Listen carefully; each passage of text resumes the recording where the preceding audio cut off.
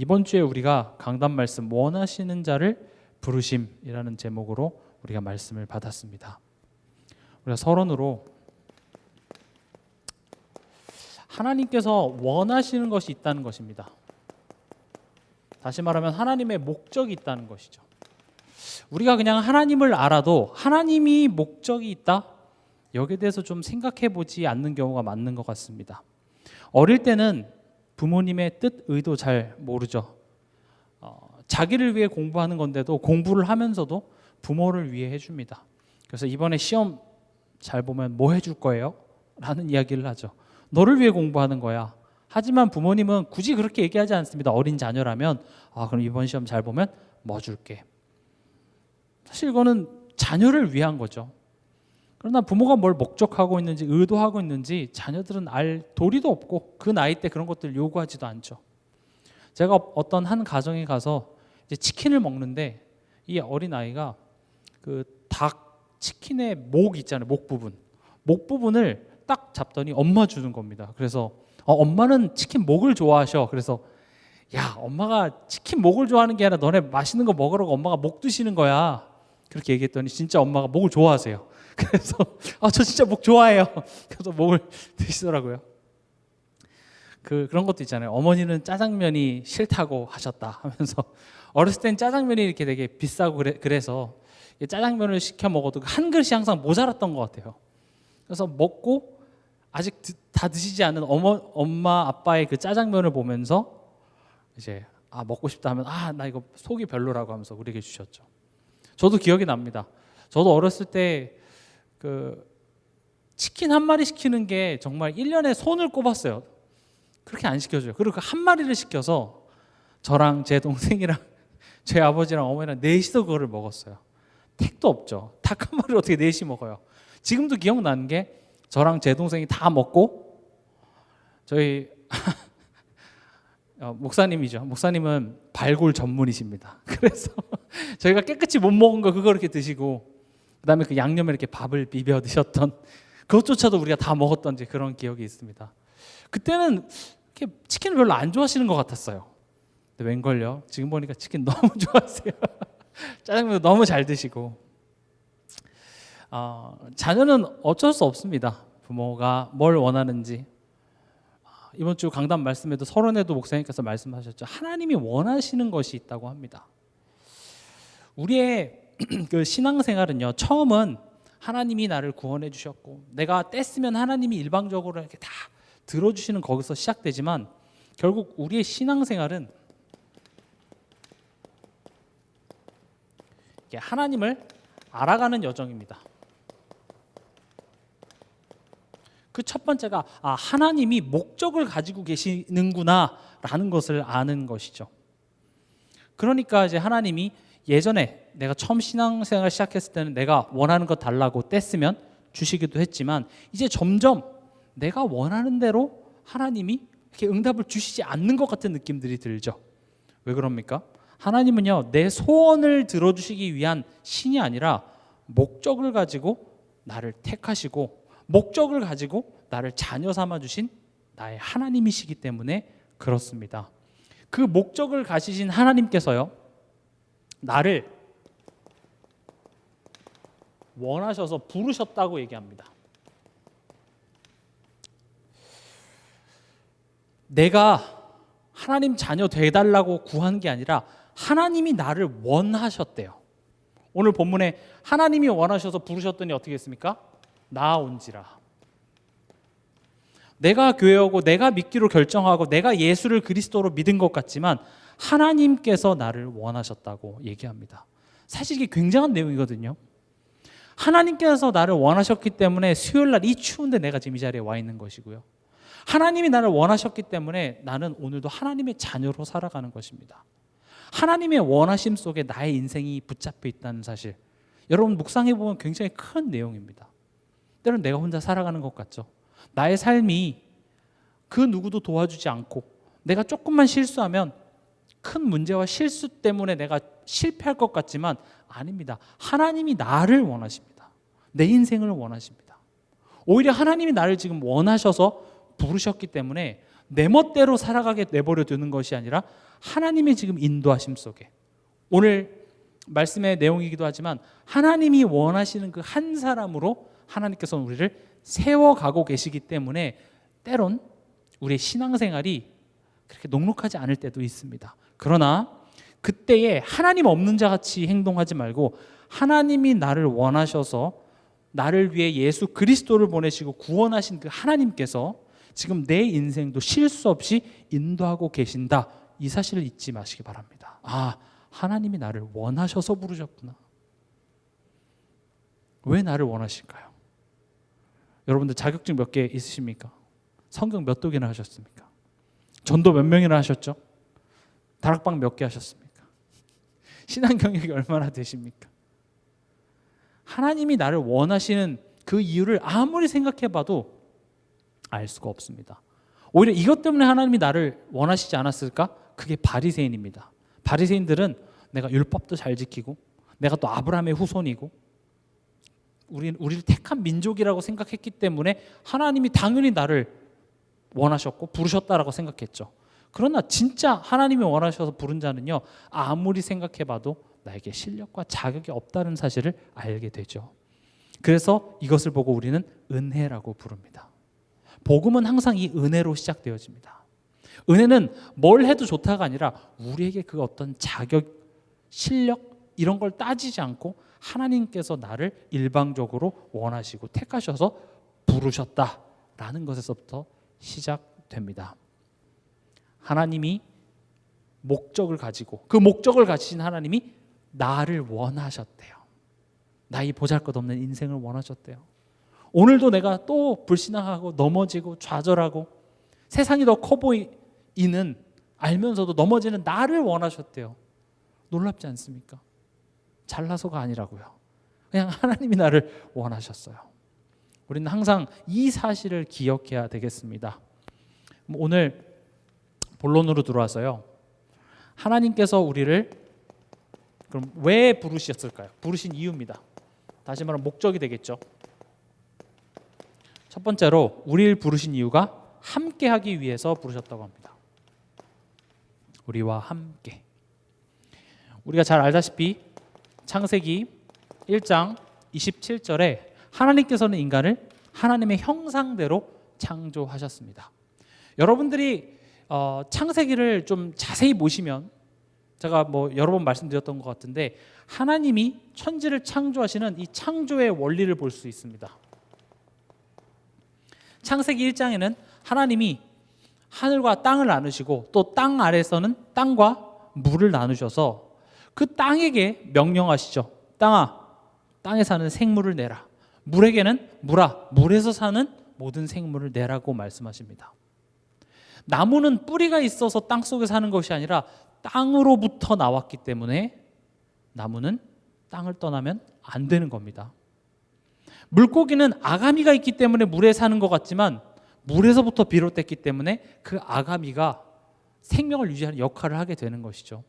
그래놓고 창세기 2장에 가면 하나님께서 얼마든지 말씀으로 인간아 있어라 이렇게 얘기해도 되는데 직접 흙으로 사람을 빚어 그 코에 생기를 불어 넣습니다. 뭘 의미하냐? 인간은 하나님으로부터 나왔다는 겁니다. 우리 로마서 11장 26절 한번 같이 읽어볼까요? 로마서 11장 36절입니다.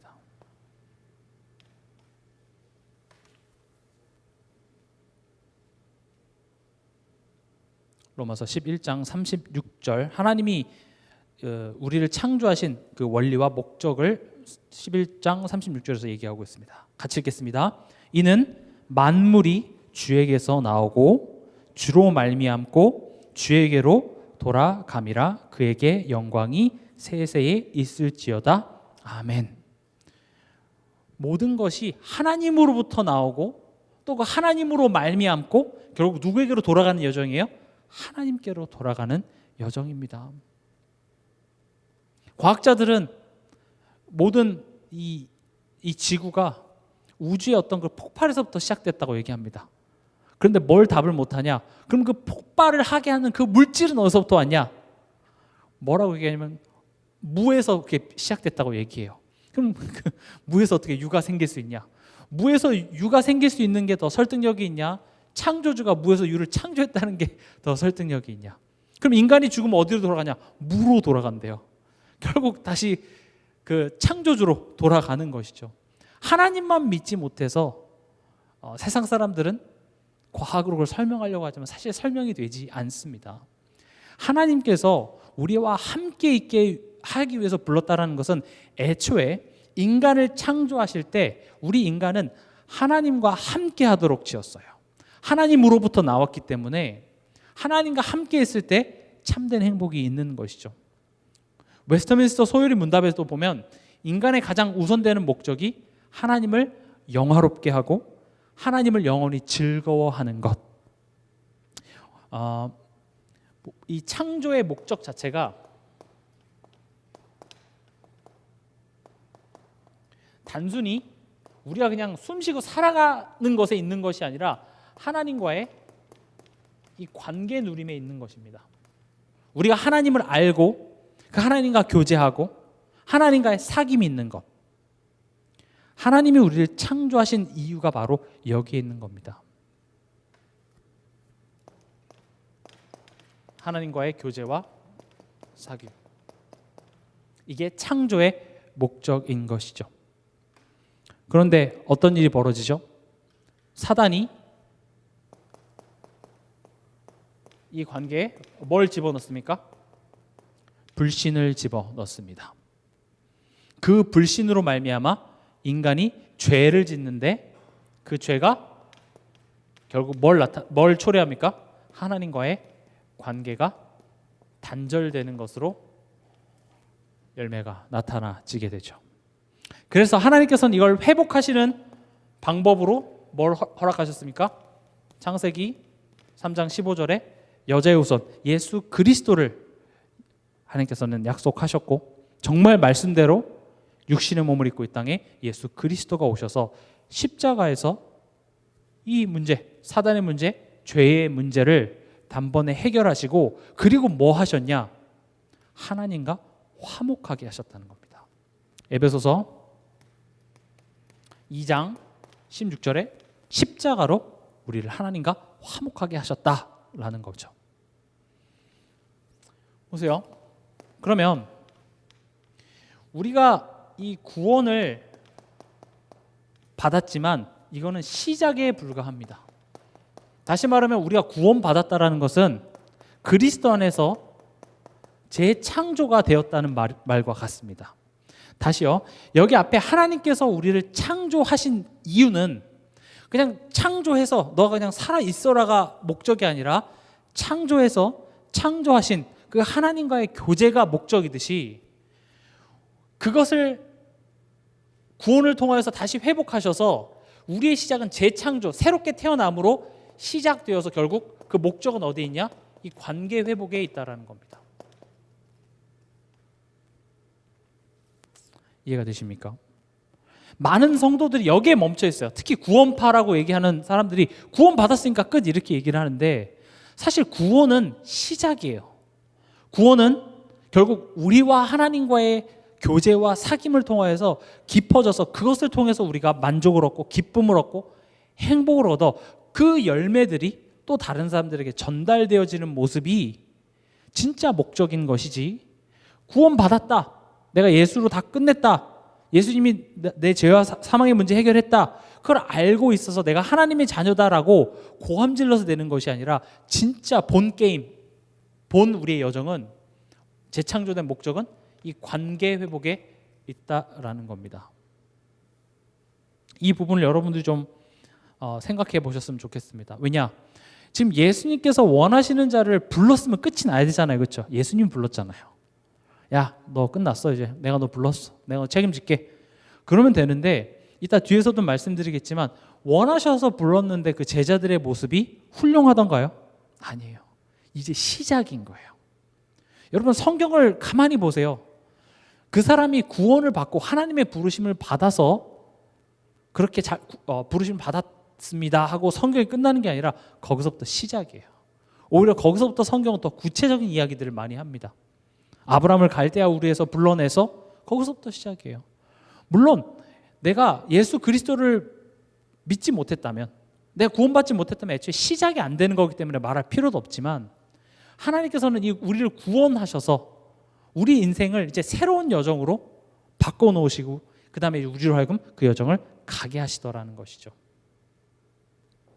그래서 우리가 항상 생각해야 될 것이, 제가 왜 이런 말을 하냐, 만약에 여기에서 지금 새신자라 내가 복음을 처음 복음 들은 지 얼마 안 된 사람이 계셨다면 저는 이런 얘기 잘 안 했을 것 같아요.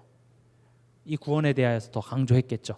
그러나 우리 삶에는 이 두 가지가 항상 같이 있어야 됩니다. 이 복음을 우리가 잘 알고 있는 차원이 아니라 자라남과 전함이 함께 있어야 돼요. 근데 우리가 뭔가 자라남이 없이, 또 자라남이 없다라는 것은 하나님이 어떤 분이신지를 알지 못하니까 뭔가 삶 속에 잘 안 풀리고 힘든 일이 있으니, 그게 하나님이 지금 그것을 통해서 나를 이렇게 세워가신다라고 생각하지 못하고, 뭔가 내가 하나님을 기쁘게 하고 하나님을 좀 좋게 해드려야 하나님 나한테 복을 주시려나? 라는 식으로 접근을 해서, 그래서 전도라는 것도 그런 식으로 접근을 많이 합니다. 내가 또 하나님을 위해서 내가 전도하고 하면 하나님이 나의 삶을 좀 편하게 해주시지 않을까? 그렇게라도 전도하는 것도 하나님이 기뻐하실 수 있겠으나, 진짜 하나님이 원하시는 것은 우리가 믿음 안에서 자라나는 것을 더 원하십니다.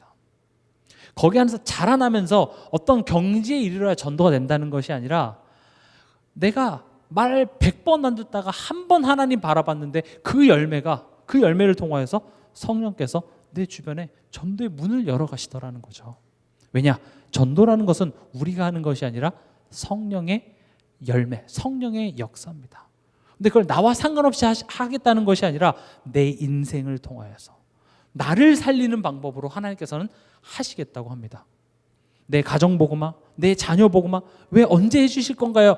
라는 그런 기도도 있지만, 사실은 그런 사람들을 통하여서, 그런 가족들을 통하여서 하나님은 나에게 하고자 하는 메시지가 더 크다라는 사실을 여러분들이 알길 바랍니다.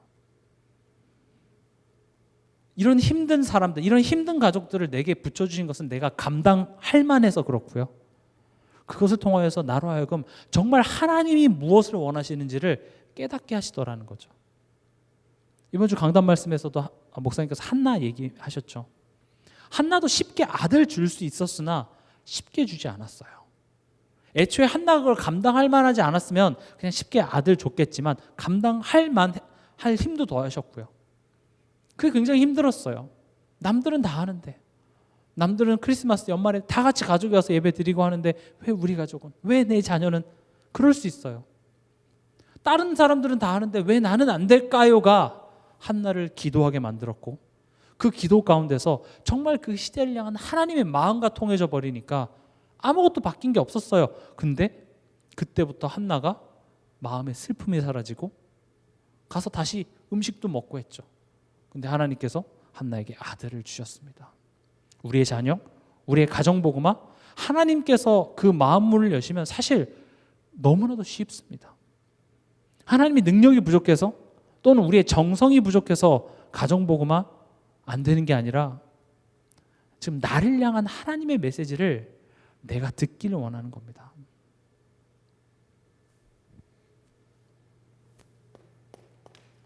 하나님께서 함께 하셔서 우리와 이 관계를 회복하고 싶은데, 사실 가장 큰 방해물이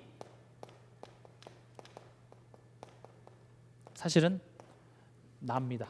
우리의 체질이죠. 이게 하나님과의 소통을 막습니다. 내가 주인 노릇하고 내가 왕 노릇합니다. 안 그런 것 같습니까? 저는 그런 것 같더라고요. 저도 심지어 제가 이걸 전하고 사역하는 입장이지만, 또 이런 내 감정이 건드려지는 상황, 내가 미래를 예측할 수 없는 그런 상황 앞에서는 그냥 제 감정이, 제 그런 속상한 마음이, 불안한 마음이 더 앞서서 그냥 제가 그걸 해결해 버리거나 제가 대책을 마련하는 그런 모습들이 참 많이 보이더라고요. 그래서 하나님은 원하시는 자를 불러놓고 함께, 야, 너 하나님 자녀 됐어, 이제 잘 살아, 이렇게 하는 것이 아니라 함께 있으면서 뭘 하셨냐? 원하시는 자로 만들어 가시더라는 겁니다.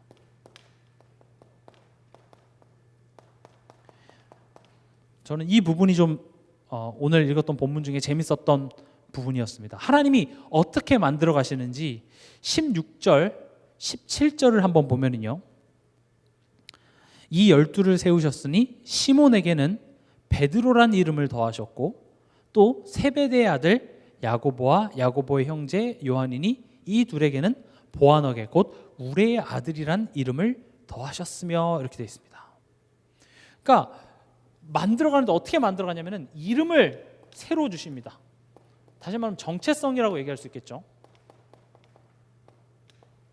불러놓고 원하셔서 불러놓고 새로운 정체성을 줘요. 이 시몬에겐 어떤 이름을 주죠? 베드로라는 이름을 줍니다. 베드로라는 이름은 어떤 뜻을 가지고 있냐? 반석, 돌입니다. 여러분도 잘 아시다시피 베드로의 성격이 어떻습니까? 굉장히 즉흥적이고 감정적이고 되게 센 척하지만 그 여종 말 한마디에 이렇게 또 쫄기도 하고 또 실망해서 고기 잡으러 도망가기도 하고 또 심지어 예수님한테 혼도 나죠. 그랬던 베드로예요. 사실 네가 반석이다 이게 우리나라 말로 야 이 돌대가리야 이렇게 얘기하는 게 아니라 반석이라는 의미가 흔들리지 않는 견고한 이런 의미입니다. 근데 베드로는 그런 모습이 아니에요. 반석과는 거리가 멀어요. 즉흥적이고 감정적이고 차라리 뭐라고 불러야 됩니까? 야 이 갈대야 그렇게 불러야 될 것 같은데 뭐라고 불러주시냐면 반석, 넌 반석이야 이렇게 불러주시죠. 근데 우리가 잘 알다시피 베드로가 처음엔 그런 모습이었으나 예수님의 그 십자가 여정을 함께하고 나중에 성령이 임해서 그 교회 안에 일어난 여러 가지 사건과 환란을 통하여서 베드로가 점점 어떻게 됩니까? 반석다워지죠. 네 반석 위에 내가 내 교회를 세우리니 음부의 검새가 틈타지 못한다라고 얘기하셨죠. 때론 예수님이 십자가를 져야 된다고 하니 그런 일이 절대 없을 겁니다 하니까 방금 주는 그리스도시요 살아계신 하나님의 아들이십니다 고백해놓고 사단아 내 뒤로 물러가라. 우리 아무리 화나도 사람한테 야 이 사단아 이러진 않잖아요. 욕도 먹고요. 또 부끄러운 일도 많이 당하고 때론 감옥에 갇히기도 하고 그리고 하나님이 환상 가운데 부정한 음식 내려줬는데 또 못 먹겠다고 또 떼쓰기도 하고 베드로도 그런 여정 속에서 점점 뭐가 되어져 가요? 반석이 되어져 가더라고요. 그냥 어느 날 주는 그리스도시요 살아계신 하나님의 아들이십니다. 그거 한번 고백했더니 바로 반석. 이렇게 되지 않았어요. 마가다라방에서 성령 딱 임재 받고 그 다음부터 베드로가 완성이 되는 게 아니라 받고 나서도 또 자기 선민사상과 자기 실력과 자기 체질. 근데 하나님은 계속 그거를 받고 나가시더라고요. 우린 지금 그런 여정 가운데 가고 있습니다. 누구에게는 벌써 너 베드로야, 너 반석이야 라고 부르시면서 결국 반석으로 만들어가는 경우도 있고요. 또 어떤 인물이 나오죠? 17절에 보면 야고보와 또 요한이 나옵니다. 야고보와 요한에게는 보아너게 곧 우레의 아들이라는 이름을 더했다고 합니다.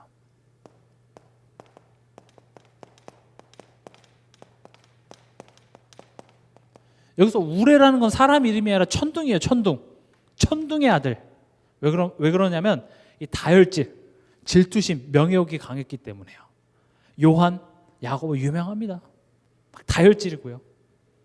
뭐 예를 들자면 누가복음 9장 51절에서 56절을 보면 예수님이 사마리아의 한 마을에 이렇게 들어가려고 했는데 그 사마리아에서 예수님을 이렇게 환영하지 않았어요. 그러니까 요한이랑 야고보가 이렇게 얘기하는 거예요. 예수님, 하늘의 명에서 불을 저 마을에 떨어뜨려서 다 죽게 하십시오 라고 얘기할 정도로 이게 요한이 성격이 저 위에 요한이 있는데 저 요한이를 얘기하는 게 아니라 우리가 읽는 요한복음 있잖아요. 그 요한 사도의 성격이 우리 요한을 뭘로 알고 있죠? 사랑의 사도. 예수님이 가장 사랑했던 제자인데 이들을 뭐라고 불렀냐? 우레의 아들, 천둥의 자식. 얼마나 다혈질이고 이렇게 목소리도 크고 감정 기복이 심한지 만약에 예수님이 여러분들의 가장 약점을 불러서 그걸 놀리면 여러분 기분 좋습니까? 잘 삐지는 사람한테 이제 삐돌이, 예수님이 그렇게 부르는 거예요. 이제 속 좁아, 이렇게 불러요. 그러니까 누구한테는 반석이라고 부르고 누구한테는 우레의 아들 이렇게 부르는 거죠.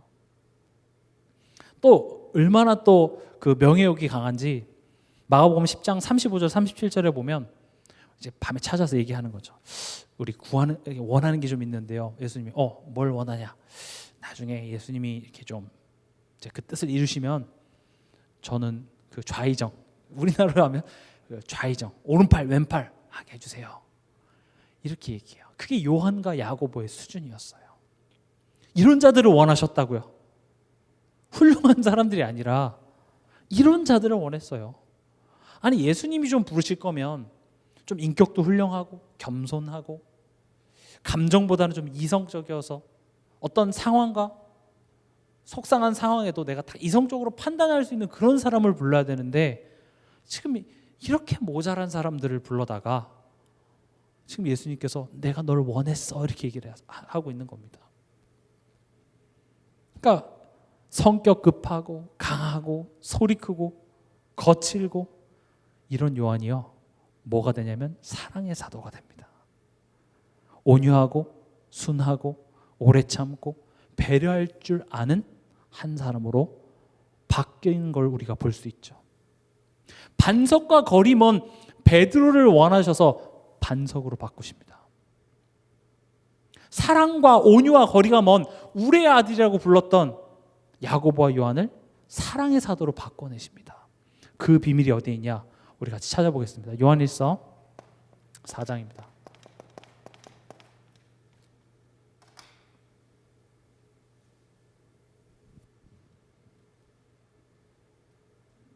요한일서 4장 7절에서 11절. 그러니까 얼마나 저는 이걸 묵상하면서 재밌었던지 요한의 그 예전에 그 요즘 말로 흑역사라고 하죠. 흑역사가 그대로 들어있어요. 예수님이랑 같이 하면서 자기가 말실수하고 자기가 정말 몰상식한 했던 행동들과 지금 이 요한일서에 요한이 고백하는 내용은 완전 상반돼요. 7절부터 한번 읽어볼까요? 같이 읽겠습니다. 사랑하는 자들아 우리가 서로 사랑하자. 사랑은 하나님께 속한 것이니 사랑하는 자마다 하나님으로부터 나서 하나님을 알고 사랑하지 아니하는 자는 하나님을 알지 못하나니 이는 하나님은 사랑이심이라. 지금 이 누가 한 말이냐면 사마리아 사람들이 예수님을 환영하지 않으니까 하늘에서 불덩이를 떨어뜨려서 쟤를 다 죽여버립시다 했던 요한이 사랑하는 자들아 우리가 서로 사랑하자 지금 그렇게 얘기를 하고 있어요. 무엇이 요한을 변하게 했을까요? 그게 9절에 나옵니다. 하나님의 사랑이 우리에게 이렇게 나타난 바 되었으니 하나님이 자기의 독생자를 세상에 보내심은 그로 말미암아 우리를 살리려 하심이라. 사랑은 여기 있으니 우리가 하나님을 사랑한 것이 아니요 하나님이 우리를 사랑하사 우리 죄를 속하기 위하여 화목제물로 그 아들을 보내셨음이라. 사랑하는 자들아 하나님이 이같이 우리를 사랑하셨은즉 우리도 서로 사랑하는 것이 마땅하도다. 하나님의 사랑이 예수 그리스도를 통해서 나타냈는데 그 예수 그리스도를 통하여서 하나님의 사랑을 요한이 알았고 단순히 지식으로 아는 차원이 아니라 알았지만 내 삶 속에 그 사랑과 상반되어지는 나의 모습 속에서 자꾸 부닥치고 넘어지면서 그 사랑이 깊어지더라는 겁니다. 그러면서 요한은 변하게 됩니다. 무엇이 나를 변하게 할까요? 무엇이 내 자녀를 변하게 할까요? 사실은 우리를 향한 하나님의 사랑, 즉 예수 그리스도가 내 삶 속에 깨달아질 때, 여기서 깨달아진다는 것은 한두 번 말씀 들어서 내가 지식적으로 아는 것이 아니라 우리의 삶 속에서요. 수도 없이 넘어집니다. 때론 도망가기도 합니다. 때론 모르겠다고 고함도 칩니다. 그러나 그 속에서 하나님은 우리를 절대 포기하지 않고 우리를 이끌어내십니다. 그 과정 속에서 예수 그리스도의 사랑이 나를 일으키고요. 그 사랑이 나와 함께하는 것을 우리가 조금씩 이렇게 보는 눈이 열려지면서 요한은 변하게 됩니다. 제가 왜 이런 말씀을 드리냐? 우리가 완벽해서 하나님께서 부르시지 않았다는 겁니다. 부르시고 우리를 키워 가셨다는 거죠. 이번에 우리 그 공동의회 하면서 이제 그 임직 받을 분들을 투표하셨는데 완벽한 사람을 뽑는 거 아닙니다. 만약 완벽한 사람을 뽑는 거였으면 전 이 자리에 있으면 안 됩니다. 목사다워서, 목사로서 흠이 없어서 저를 뽑은 게 아니라 너무 부족한데 하나님이 세워놓고 만들어 가시더라고요. 하나님이 제자를 부르신 것도 야, 얘네 기가 막히다, 흠이 없다, 어쩜 저렇게 모범이 되고 잘하니? 하고 부른 게 아니라 보면 너무나도 부족해요. 너무나도 연약해요. 나 같으면 저런 사람 안 뽑았을 것 같은데 하는 사람들을 하나님께서, 예수님께서는 원하셔서 부르시고 그렇게 세워놓으시고 만들어 가시더라는 거죠. 이미 임직 받거나 이미 내가 교사나 교구장이나 구역장으로서 하나님이 세우신 것은 내가 능력이 뛰어나서가 아니에요. 오히려 거기에 세워서 내가 할 수 있는 게 더 없기 때문에 그 자리가 우리를 더욱더 기도하게 만들어요. 근데 사람들은 기도를 안 하고 그걸 부담으로 느껴요. 왜 부담으로 느끼죠? 해야 되는 건 알겠지만 난 할 수 없으니까요. 그래서 난 못하겠으니 시키지 말아달라고 얘기하는 겁니다. 근데 하나님께서는 그 자리가 너에게 유익해 지금 얘기를 하는 거죠. 거기서 뭔가 부흥을 시키고 잘하고 이걸 떠나서 뭐부터 깨달아야 되냐? 이건 사람 힘으로 할 수 있는 게 아니구나. 여러분 그 교회 정치 그 책에 보면 장로의 역할, 뭐 안수집사 역할, 권사 역할, 또 목사의 역할 보면요, 우리 그거 다 감당 못해요. 그 잣대를 들이대면 사실은 정말 쉽지 않습니다. 저만 해도 나는 너무 목사 자격이 없구나. 하나님 부담스러우니까 저 목사 그만할게요. 이게 하나님이 원하시는 걸까요? 아니면 하나님 난 너무 못하겠어요. 그래서 내가 하나님 앞에 엎드립니다. 내게 힘을 주시옵소서. 나에게 감당할 능력을 주시옵소서. 둘 중에 뭐가 여러분들은 맞다고 생각하십니까? 뭐가 하나님이 원하시는 거라고 생각하십니까? 제가 이번 주 새벽에도 말씀드렸지만 여러분들 교회에서 이렇게 일을 하다 보면 10명이서 하면 굉장히 쉽게 끝날 일을 한두 명이 해요. 너무 힘들어요. 다 같이 하면 좋은데 자기 역할들을 하지 않는 사람들이 있어요, 교회 안에는. 그럼 우리는 어떤 모습들이 나오냐? 왜 저 사람은 안 해요? 저 사람 안 하니까 나도 안 해요. 나도 이제 그만할래요. 그게 나오지만 교회는 그런 곳이 아닙니다. 교회는 나의 그릇이 넓어지는 곳입니다. 때론 내가 10명이 지면 쉬울 것을 2명이서 지기 때문에 이게 힘들어요. 그러나 하나님께서는 그걸 통하여서 나의 그릇을 넓히는 겁니다. 군대에서도 이렇게 행군을 하면서 누군가 뒤처지는 사람이 있으면 분대장이라든지 소대장이 자기 군장도 힘들면서 그거를 같이 져요. 근데 그걸 가지고 생색을 냅니까? 아니에요. 그건 영광이에요. 그게 살리는 자의 모습이라고요. 교회는 그걸 배우는 곳입니다. 우리가 말로만 세상을 살린다, 사람을 살린다, 우리 말로 가리키려 만들지 실제로 상대방의 짐을 지는 거, 그게 진짜 살리는 거예요. 사실은 간단해 보이지만 정말 내게 힘이 없으면 할 수 없는 것들입니다. 교회는 그걸 배우는 곳입니다. 때론 나 혼자 감당하기 힘들 때도 있어요. 맞아요. 힘들어요. 저도 사역을 하면서 교회를 하면서 이거요, 혼자 다 하려니까 때론 너무 벅차기도 하지만 그래서 못하겠다가 아니라 그래서 하나님 힘 주세요. 하나님께서 나로 하여금 더 큰 것을 감당할 만한 그런 실력을 나에게 갖추게 하기 위해서 허락하셨구나.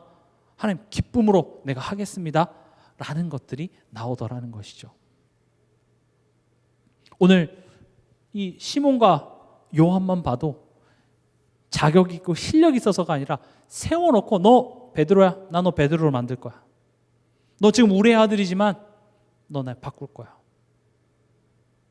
우리의 아들에서, 천둥의 아들에서 뭐가 됩니까? 예수님의 애제자. 요한복음 기가 막히지 않습니까? 요한일서, 요한계시록 그걸 기록하게 했어요. 하나님께서는 여러분들에게 꼭 교회에서의 직분만이 아니라 여러분들의 가정 안에서 엄마라는 직분, 또 사회 안에서 여러분들의 그 직분을 통하여서 하나님께서는 여러분들에게 예수 그리스도를 통해 나타난 하나님의 사랑을 체험케 하신다는 사실을 꼭 기억하시기 바랍니다. 일을 하시면서 하나님의 사랑이 이렇게 나타나신 바 됐구나를 깨닫는 시간이 되면 그건 나에게 굉장히 유익한 시간이에요. 근데 즐거운 일들이 그렇게 하기보다는 우리 힘으로 안 되고 내 힘으로 지치는 그런 상황들이 더 하는 일이 많아요. 실수가 더 큰 것들을 많이 만들어냅니다. 오히려 이렇게 살아오면서 실수 한 번 안 하고 어려움 한 번 안 겪어본 사람은 좋은 것 같지만 그 사람은 깊이가 없습니다. 때론 고생도 좀 많이 하고 어려움도 겪어보고 넘어지기도 하고, 그러나 그 가운데서 내가 예수 그리스도 붙잡고 7번 넘어졌는데 8번 일어나서 온 사람이 예수가 그리스도입니다 라고 하는 이야기는 차원이 다릅니다. 어떤 한 권사님은 암에 걸렸는데 그 암이라는 과정, 심지어 이제 몇 개월 안 남았습니다 라고까지 선고를 받아서 얼마나 마음에 심정에 복잡한 내용들이 많겠어요. 근데 그 과정을 통하여서 오케이, 나는 죽어도 좋다까지 간 거죠. 그리고 난 복음 전하겠다. 어차피 죽는 인생, 나는 병원에서 내 삶을 보내고 언제 나을까, 좋아졌다 안 좋아졌다 그 의사 듣는 것보다 나는 어차피 죽는 인생, 난 복음 전하다 죽겠다. 그렇게 하고 복음 전하는데 그냥 나와버렸어요. 그분이 여기 서서 예를 들어서 예수가 그리스도입니다 라고 얘기했을 때 그 깊이는 차원이 다릅니다. 유초등부 아이들이 내가 이번 크리스마스 때 뭐 갖고 싶어서 예수 그리스도 이름으로 기도했더니 선물 사주셨어요 했을 때 예수는 그리스도와 정말 그 죽음의 두려움 앞에서, 그런 질병과 어려움 속에서 내가 수십 번 넘어졌다가 나를 일으키시는 하나님을 경험한 자가 와서 예수가 그리스도입니다. 제가 말 톤을 이렇게 해서 감동적인 게 아니라 정말 그 사람의 스토리를 알게 된다면 우리는 그 앞에서 그렇구나가 나오는 것이죠. 그래서 초대교회 사도행전의 전도운동의 비밀은 지식으로 많이 아는 그리스도가 아니라 정말 핍박과 환난과 고난 통해서 예수 그리스도의 사랑을 정말로 깊게 체험한 자들이 예수는 그리스도라고 전했을 때 성령이 역사하시더라는 겁니다. 여러분들 삶 속에 또 여러분들에게 주어진 주부 또는 가장, 엄마, 아빠, 또 교회 안에서는 집사, 권사, 이런 직분들을 통하여서 여러분들이 예수 그리스도를 통해 나타내진 하나님의 사랑을 깊게 체험하는 시간으로 누리시길 바랍니다. 또 의외인 게 누구를 세우십니까? 가론 유다를 세우십니다. 지금 유다를 왜 세웁니까? 유다 나쁜 애잖아요. 쉽게 말하면 악역이죠. 악역을 하나님이 세우십니다. 마치 이과 같아요. 추운 겨울에 양 우리에다가 염소를 한두 마리 넣어놓는다고 합니다. 그럼 양이 가만히 있는 게 아니라 그 염소가 자꾸 들이받고 해서 그 추운 겨울에도 자꾸 양이 움직이니까 그 염소는 나름 악역을 하지만 그 악역이 양들에게 유익한 것이죠. 우리 삶 속에 이런 악역을 하나님이 때로는 집어넣으실 때도 있습니다. 한나에겐 브니나가 있었고요. 요셉에겐 형들이 있었고요. 다윗에겐 사울 왕이 있었습니다. 그러나 사실은 그 악역이 하나님이 택하신 그 자들에게 최고의 스승이 되더라는 것이죠. 가정 안에서 여러분을 힘들게 하는 식구가 있습니까? 교회 안에서, 직장 안에서 여러분들 힘들게 하는 사람들이 있습니까? 하나님이 그들을 악역으로 세우셔서 여러분들을 지금 하나님의 사람으로 세워가시기에 유익하다고 판단됐기 때문에 허락하셨다라는 것이죠. 그래서 여러분들이 하나 기억해야 될 것은 그 악역 역할하는 사람과 같이 싸울 필요가 없습니다. 그리고 또 기억해야 될 것이 그 악역은 절대 승리하지 못합니다. 역할을 할 뿐이지 그 악역이 승리하는 영화는 없습니다. 결국 하나님께서는 복음 가진 나를 세우시는 것으로 우리 인생의 영화를 마무리 지으실 것입니다. 그렇기 때문에 이미 결론은 확정되어 있기 때문에 그 안에서 싸움에 참여하지 말고 말씀 앞에 서십시오. 예수님이 그러하셨던 것처럼 사단이 와서 예수님을 시험했을 때 40일 동안 금식해서 너무 배가 고팠을 때 돌로 떡을 만들어서 먹으라 했을 때 만들어 먹는 게 옳을까요? 아닐까요를 고민하는 것이 아니라 그 싸움에 참여하지 않고 하나님의 말씀 앞에 서시는 예수님이셨습니다.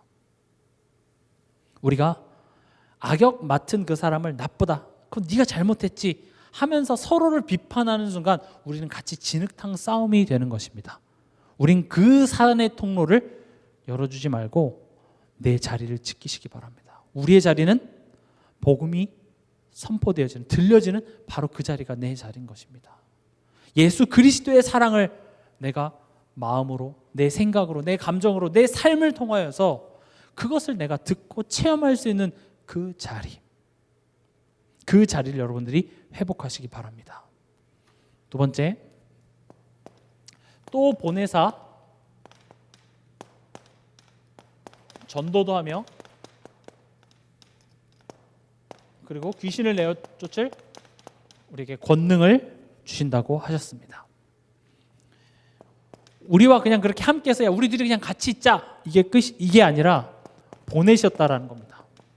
어디로 보내십니까? 우리의 삶으로 보내시는 겁니다. 여러분의 만남, 가정, 업, 교회.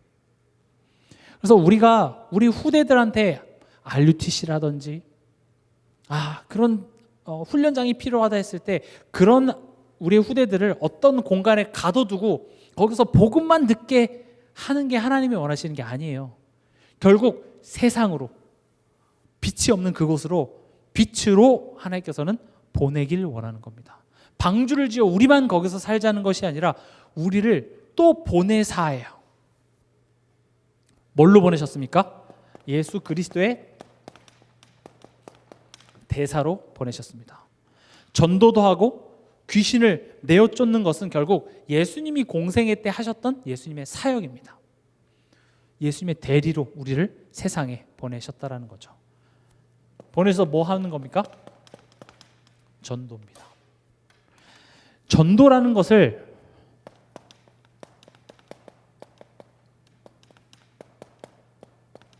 우리가 구원의 길 메시지를 내가 다른 사람에게 설명해서 설득해서 데려오는 것만을 전도라고 생각하는데, 전도는요 내 삶을 통해서 하나님이 나타나는 것을 전도라고 합니다. 하나님이 나타나지는 방법 중에 하나가 내가 구원의 길을 가지고 누군가에게 전달하는 전도의 행위는 아주 한 가지의 방법일 뿐이지 그게 전도의 다가 아니라는 거예요. 전도는 우리의 삶을 통하여서 하나님이 나타나지는 겁니다. 그걸 보고 되어지는 전도라고 합니다. 이게 사실 더 중요한 거예요. 전도도 하며 함께 있으시면서 우리를 만들어 가시면서 또 어떻게 합니까? 세상으로 보내서 뭐 하라고요? 내 삶을 통하여서 하나님이 나타나는 그 삶을 살아가라고 말씀하십니다. 그래서 제가 앞서 말씀드렸던 것처럼 전도의 열매는 반드시 살리는 열매로 나타납니다.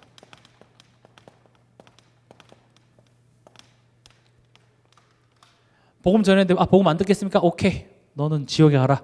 이게 전도가 아니라 살리는 열매예요. 그러니까 내가 인격적으로 훌륭해서 뭔가를 참고 내가 버티라 이런 말이 아니라 여러분들의 삶을 한번 잘 이렇게 점검해 보세요. 교회 안에서라든지 가정 안에서라든지. 내가 전도하면서 실제로 교회 안에서 내가 말로써 사람을 죽이고 있지는 않습니까? 내가 가정복음하라고 외치면서 결국 내가 가정 안에서 내 가족들을 살리는 일을 하지 못하고 죽이는 일을 하고 있지 않는지 스스로 점검해 보시라는 거죠. 이 열매라는 것은 우리 스스로 맺으라는 게 절대 아닙니다. 살려내십시오라고 얘기하는 게 아니라 내가 지금 그러니까 내 삶 속에 살리는 열매가 안 나타난다면 지금 뭘 점검해 봐야 될 때요? 나의 믿음을 점검해 봐야 될 때인 거예요.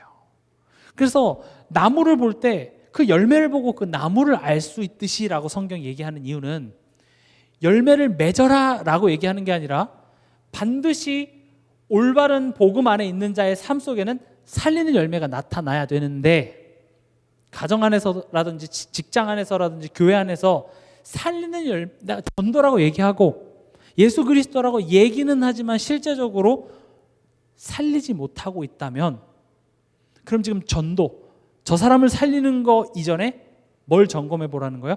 나와 하나님과의 관계를 회복해야 된다는 것입니다. 왜냐? 지금 이 요한, 베드로도 예수님 따라다니면서 예수님을 막는 사람 쟤네 벌해주십시오, 요거밖에 안 됐어요. 그러나 예수님은 어떻게 하셨습니까? 예수님한테 침 뱉고 예수님한테 돌 던지는 그 사람을 위해서 죽으셨어요. 죽으시면서 뭐라고 말씀하셨죠? 아버지, 저들을 용서하옵소서. 저들은 저들이 하는 일을 알지 못하나이다. 살리는 열매입니다. 그게 예수 그리스도의 제자로 우리가 가야 될 길이에요. 뭔가 제가 3부 때도 말씀드렸지만 우리가 대단한 걸 자꾸 하려고 하는데 대단한 걸 하려고 하지 마시고요. 하나님이 원하시는 것은 십자가에서도 죽어라. 지금 그 얘기를 하는 거예요. 우리가 죽어야 돼요. 우리가 그리스도 안에서 재창조가 됐잖아요. 하나님께서 창조하신 그 목적이 교제와 사귐이고, 근데 그게 사단으로 말미암아 관계가 단절이 된 거를 예수 그리스도로 재창조하셔서 구원하셔서 이젠 우리를 어디로 이끌어가는 겁니까? 하나님과의 관계 회복, 함께 하시기 위해서 우리를 부르셨대요. 그럼 그 함께라는 것이 그냥 막연하게 그냥 하나님 여기 나와 함께 계셔, 이 정도 차원이 아니라 그것을 통하여서 나를 하나님이 원하시는 그 한 사람으로 만들어 가신다는 거예요. 너의 모습은 시몬이지만 넌 베드로가 될 거야. 지금 너는 우리의 아들이지만 너는 사랑의 사도가 될 거야. 그리고 그렇게 함께만 있는 것이 아니라 또 어떻게 한다고요? 보내사. 교회만 있으라는 것이 아니라 현장으로, 가정으로, 업으로, 세상으로 보내사. 거기서 뭐 하라는 거예요? 예수 그리스도의 대사로서 전도하래요. 지금 내가 너와 함께 있는 것을 세상이 알게 하겠다고 얘기하는 겁니다. 그럼 우리가 해야 될 것은 나와 함께 하시는 하나님을 우리가 깊게 누리는 것이 중요하다는 거죠. 그럼 내가 깊게 누리고 있냐 안 누리고 있냐를 어떻게 알 수 있냐? 열매를 통해서 알 수 있어요. 교회 안에서도 내가 다른 사람을 말로 죽이고 내가 다른 사람들의 짐을 하나 더 들지 못한다면 사실은 지금 나와 하나님과의 관계가 그렇게 원활하지 않다라는 것을 증명해내는 겁니다. 그래서 전도 행위만이 유일한 전도 방법이 아니라 살리는 일, 다른 사람의 짐을 지는 거, 때론 그 상대방의 모습을 보면서 내가 기도하며 하나님의 역사심을 기다리는 오래 참는 것, 이런 것들이 우리가 쉽게 말하면 쉽게 할 수 있는 살리는 일들이에요. 꼭 살려야 된다고 하니까 이렇게 복음의 내용을 저 사람에게 설득시켜서 교회 데리고 오는 것만을 전도라고 보니까 이게 우린 힘들다고 생각하지만 그게 전도가 맞습니다. 그러나 그것만이 아니라 실제로 우리 삶 속에서 우리가 살릴 수 있는 것들이 굉장히 많아요. 근데 그런 것은 하지 않고 뭔가 특별하게 시간 내서 훈련으로 가가지고 그냥 이렇게 전달하는 것만을 전도라고 보기 때문에 실제로 전도의 축복을 우리가 누리지 못하게 되는 겁니다. 그래서 캠프라는 말이 나온 거예요. 전도 캠프라는 말이 우리의 삶 속에서 만남, 사건 속에 하나님의 뜻, 계획이 있음을 우리가 계속 인지하면서, 예전에는 그걸 인지하다가 교통사고 나면 이 사람이 왜 끼어들어서 뒷목 잡고 막 나왔는데, 하나님의 계획이 있다라는 사실을 내가 기억하고 교통사고 나니까 혹시 만남의 축복 아닌가? 이렇게 되는 거죠. 그건 우리의 어떤 특정한 훈련 기간 동안에만 일어나야 되는 것이 아니라 우리의 삶 속에서 이런 살리는 열매가 사실은 그걸 보고 전도 캠프라고 합니다. 마지막으로 귀신을 내어 쫓는 권능. 그러니까 또 이 귀신을 내어 쫓는 권능 하니까 뭐 이제 이렇게 밤에 악몽을 꾼다든지 뭐 귀신에 씌었다든지 뭐 마약을 한다든지 그런 뭐라 해야 되나, 굉장히 극한, 뭔가 굉장히 좀 그 진한 귀신 들린 이런 상황만 우리가 떠올릴 수 있는데, 우리 하루에 내 생각 속에 귀신이 많이 역사합니다. 귀신은 전설의 고향처럼 이렇게 머리 풀고 와서 이렇게 파란 휴지 줄까 빨간 휴지 줄까 그 귀신이 아니라 귀신은 우리를 속입니다. 혼미하게 합니다. 그래서 결국 하나님이 가장 원하시는 것만 못하게 속이는 게 귀신이 하는 일입니다. 그렇다면 귀신을 내쫓는 권능은 고함을 질러서 쫓아내는 차원이 아니라 만남과 사건과 내 삶 속에 나도 모르게 그 순간 감정 때문에 내가 욱 하고 그 감정에 따라서 행동했던 그 속의 역사는 귀신의 역사를 내가 인지하는 것에서부터 시작됩니다. 근데 이게 잘 안 돼요. 왜냐? 화가 나면 내가 그런 생각 못 하거든요. 그래서 귀신을 내어쫓는 권능이라는 것은 우리 삶 속에 그렇게 켜켜이 지금 숨어 있고 역사는 내가 지금 사단에게 속고 있구나. 지금 귀신이 장난하고 있는 것이구나라는 사실을 우리로 하여금 알게 하시는 거예요.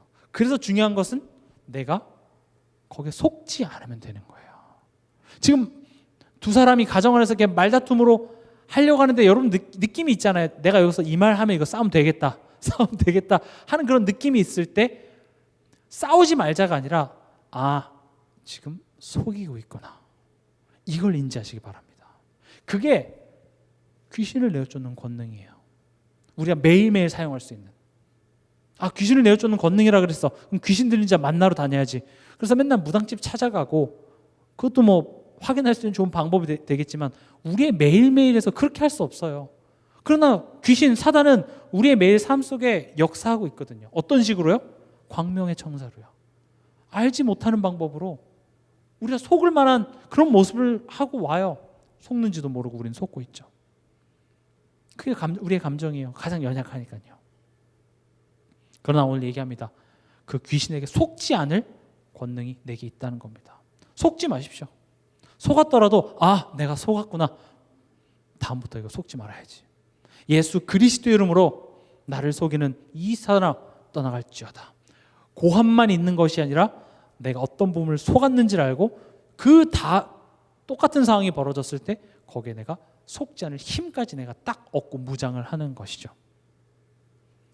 하나님께서는 그렇게 우리를 삶으로 보내셔서 우리 삶 속에 하나님이 나타나고 또 귀신에게 또 사단에게 속았던 우리의 연약함들을 드러내서 거기서 우리를 일으키시고 치유하신다라는 것입니다. 말씀을 맺겠습니다. 하나님은 우리를 원하셔서 부르셨습니다. 그리고 하나님이 원하시는 그 한 사람으로 우리가 서기까지 성령으로 우리와 동행하시며 인도하십니다.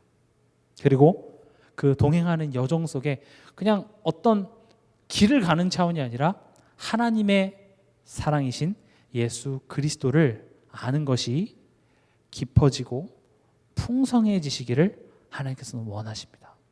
여러분들에게 힘든 문제가 있습니까? 갈등이 있습니까?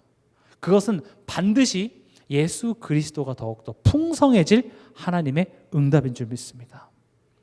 그 열매가 내 삶 속에 자꾸 쌓이다 보면은요, 결국 내 주변을 살리는 열매들이 많이 맺혀지게 되어 있습니다. 그런 여러분들이 전도자인 겁니다. 전도자는 전도 100명 이상 한 사람을 전도자라고 얘기하는 게 아니라 우리 삶 속에 하나님이 나타내지는 삶.